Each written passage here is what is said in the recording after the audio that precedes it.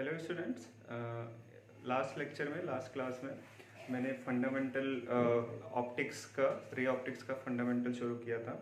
अभी हम लोग नेक्स्ट क्लास करेंगे। ठीक है, नेक्स्ट क्लास में मैं प्लेन मिरर को कंटिन्यू करूँगा। ठीक है, और धीरे धीरे हम लोग बिल्ड करेंगे कॉन्सेप्ट उस पर। ठीक है, सो आज क्या कवर करने वाले हैं?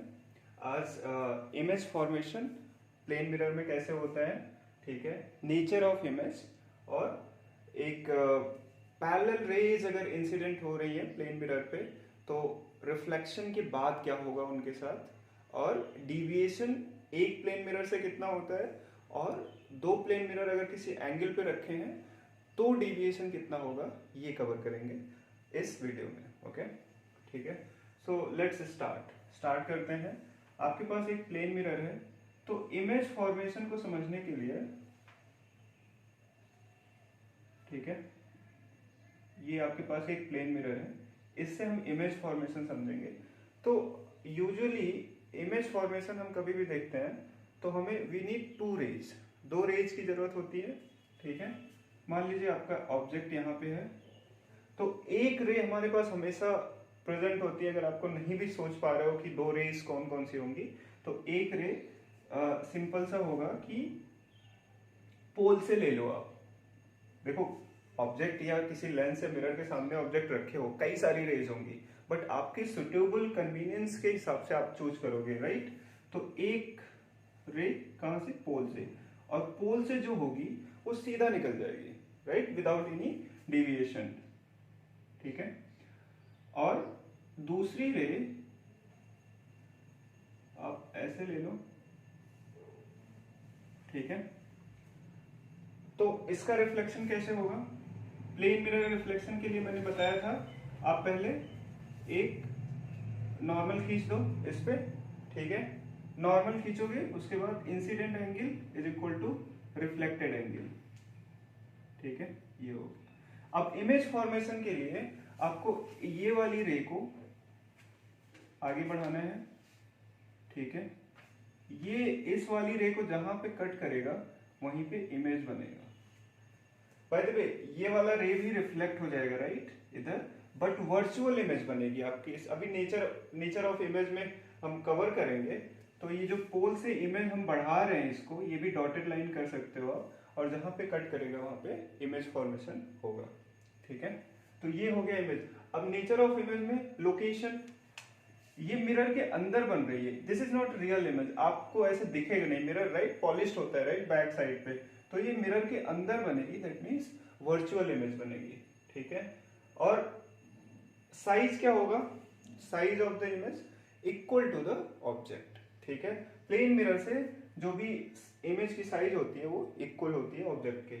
और power of the plane mirror कितना होगा बताओ? सो मैं लिख देता हूं, वर्चुअल बना सॉरी, और इरेक्ट बनेगा। ठीक है, और सो m की वैल्यू कितनी हो गई?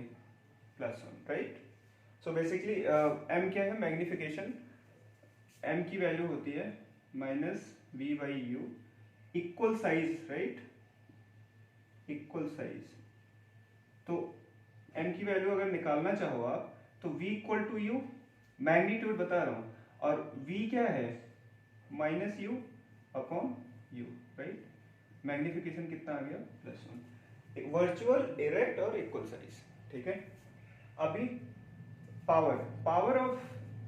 पावर क्या होता है आपको समझ के क्या लग रहा है? पावर मींस कुछ मैग्निफिकेशन दे रहा है, जो डिवाइस है आपके पास उससे कुछ मैग्निफिकेशन आ रहा है। ठीक है, तो पावर, इस पे कुछ मैग्निफिकेशन आ रहा है? नहीं, राइट, इक्वल है, तो पावर यहाँ पे 0 हो जाएगा। एक और तरीका है पावर निकालने का, जो कि फोकल लेंथ है। ठीक है, so power is 1/f dioptre, right. So focal length of a plane का रेडियस कुछ होता है क्या? नहीं, प्लेन की रेडियस इनफाइनाइट होती है, इसकी फोकल लेंथ इनफाइनाइट होती है, तो 1/इनफाइनाइट इज 0। ठीक है ना, ये हम कवर कर लेंगे। उसके बाद एक होता है ग्लांसिंग एंगल, राइट। हम देखते हैं ग्लांसिंग एंगल क्या होता है।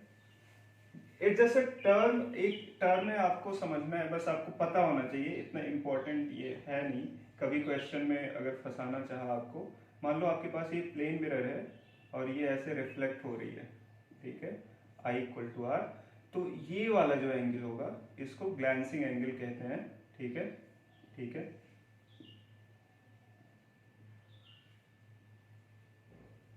एंगल ऑफ इंसिडेंट लाइट जो प्लेन मिरर के साथ जो एंगल बनाएगा, ठीक है, ये आई है और ये आर, जो मिरर के साथ जो एंगल बनाएगा उसको ग्लैंसिंग एंगल कहेंगे, ठीक है।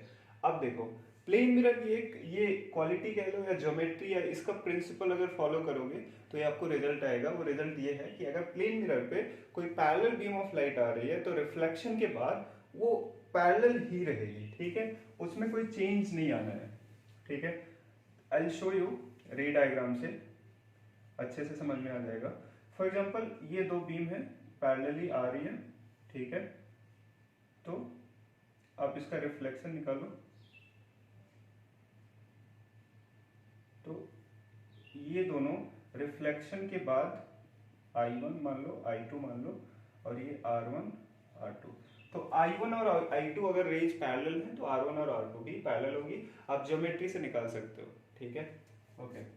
नेक्स्ट हम we will do deviation by a single plane mirror, फिर डिविएशन कैलकुलेट करेंगे दो प्लेन मिरर जो कि थीटा एंगल से एक दूसरे से अटैच्ड है, राइट। तो सिंगल प्लेन मिरर ले लेते हैं, ठीक है। मान लो आप, ये है प्लेन मिरर आपके पास, ये इंसिडेंट लाइट हो रही है, अगर ये रिफ्लेक्शन नहीं हुआ होता तो ये रे ऑफ लाइट किधर जाती, सीधा निकल जाती, ठीक है, नो नो ऑब्स्ट्रक्शन या डिविएशन, ठीक है। ये हो गया एंगल ऑफ इंसिडेंस, ठीक है, और रिफ्लेक्शन के बाद ये एंगल ऑफ रिफ्लेक्शन, बट हम प्लेन मिरर डील कर रहे हैं तो I इक्वल टू आर, ठीक है। अब देखो डिविएशन हुआ कितना ये देखो एंटी क्लॉकवाइज डायरेक्शन में ये इतना डिविएशन हुआ, राइट। अभी आपकी इंसिडेंट रे कौन सी हो गई, ये इधर चली गई, रिफ्लेक्ट हो गई, तो मेन पाथ में कितना चेंज हुआ, कितने एंगल से वो बेंड हुई, उसको डेविएशन कहेंगे, ठीक है। तो इसको डेल्टा मान लेते हैं, तो डेल्टा की वैल्यू कितनी होगी बताओ। ये पूरा एंगल एक स्ट्रेट लाइन पे कहीं भी ये एंगल कितना होता है 180, राइट। ये स्ट्रेट लाइन है, ये सॉलिड और ये डॉटेड, ठीक है। तो 180 माइनस आई प्लस आर, और आई और आर तो हमारा बराबर है क्योंकि we are dealing with plane mirror, तो ये हो गया 180 माइनस 2i, ठीक है। बाय द वे यहाँ पे आप इसको ऐसे कैलकुलेट, एक इक्वेशन स्ट्रेट लाइन की इक्वेशन आप लिख सकते हो y equal to m x plus c से, और इससे कभी कभी एग्जाम में कुछ कुछ चीज़ें पूछ ली जाती हैं। y क्या होगा हमारा डेल्टा y एक्सिस पे, और i कितना होगा x एक्सिस पे, और एक लाइन ये जाएगी जिसका स्लोप ये नेगेटिव है। स्लोप हमेशा ये एंटी क्लॉकवाइज डायरेक्शन में x एक्सिस से लेते हैं, ये वाला स्लोप नहीं होता है, ध्यान देना। तो ये tan थीटा अगर है ये, तो ये इसकी वैल्यू कितनी है -2, ठीक है। और ये कितना होगा यहाँ पे, ये इंटरसेप्ट है, राइट, पाई, तो ये डेल्टा कितना हो गया पाई। तो आपको सही समझ में आ रहा है ना। अगर इंसिडेंस एंगल 0 होगा यहाँ पे बताओ, तो डिफ्लेक्शन डिविएशन कितना होगा पाई का। कैसे, इंसिडेंट एंगल 0 का मतलब क्या हुआ, इंसिडेंट रे सीधा नॉर्मल से आ रही है और कहाँ डिविएट होके जाएगी, फिर से रिट्रेस कर जाएगी, तो कितना डिफ्लेक्ट हुआ 180 डिग्री, राइट। तो ये इक्वेशन भी ये प्रूव करता है, ठीक है। नेक्स्ट चलो कैलकुलेट करते हैं जल्दी से, डिविएशन बाय डबल मिरर।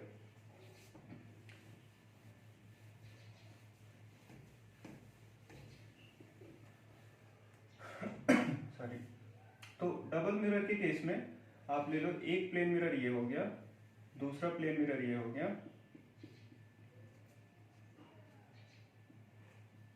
ठीक है, और दोनों कितने एंगल पे हैं थीटा, ठीक है। आप एक इंसिडेंट लाइट ले लो, यहाँ पे आई से आ रहा है और ये कितना एंगल हो गया I1, और ये रिफ्लेक्ट होके इस पे आ रही है। देखो डबल मिरर का सेंस तभी बनेगा जब ये थीटा इस सेंस में है, थीटा इतना है कि एक की रिफ्लेक्टेड लाइट दूसरे मिरर के लिए इंसिडेंट लाइट हो। अगर थीटा खूब बड़ा सा कर दो, लार्ज कर दो, दैट कि ये रिफ्लेक्टेड रे इस पे पड़ेगी ना, या मिरर ये बस यहीं तक हो, ठीक है, छोटा सा मिरर, एक बड़ा सा एक छोटा सा, then it would not make any sense, कोई सेंस नहीं बनेगा इस क्वेश्चन का या इस टॉपिक का, ठीक है। तो थीटा हमेशा एग्जाम में अगर ऐसा क्वेश्चन पूछता है तो ये सब आपको कंसीडर करना है कि हाँ पड़ेगी ही पड़ेगी लाइट। इन रेयर केस अगर गिवन है तो फिर आपको वो एक एक्सेप्शन भी कंसीडर करना पड़ेगा, ठीक है। ये कितना हो गया R1, ठीक है। अब यहाँ पे एक नॉर्मल फिर से वही, और ये हो गया। तो इसके लिए ये एंगल कितना हो जाएगा बताओ, I2 और ये R2 और ये R1, ठीक है। ये एंगल कितना है बताओ, 90 minus, by the way I1 R1 I2 R2 they are same right, ठीक है।